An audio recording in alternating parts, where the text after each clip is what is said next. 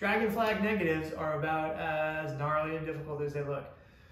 If you're seeing this video, this implies that you've built some good baseline strength in order to actually make this work.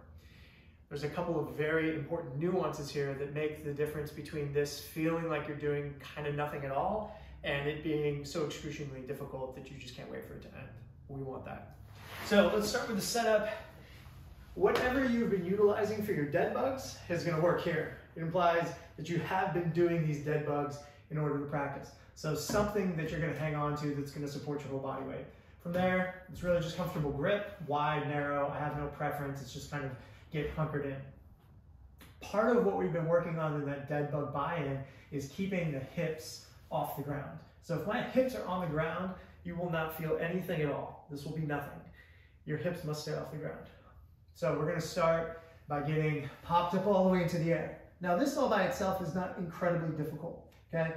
What I'm trying to do as I get this set up is point the toes, lock out the knees, and then again have that closure of the hips to make sure that my hips stay off the ground. This is your starting position. Should be relatively straightforward if you made it this far. From there, this is where the fun begins. I'm trying to reach out, get long, and my hips stay off the ground the whole time. Now, this is really hard, so you're gonna see me break the position as I try to explain it, because I don't think I can talk and do it at the same time. So as I go down, I stay long, my hips stay off the ground.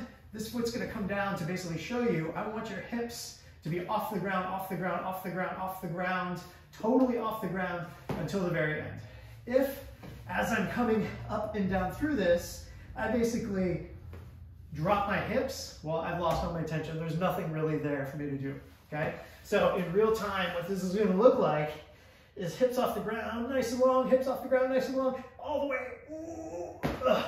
to the end. I'm trying to slow that deceleration. You can hear my foot clop down.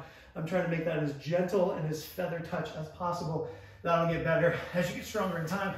Pop my legs back up and then go for my next rep.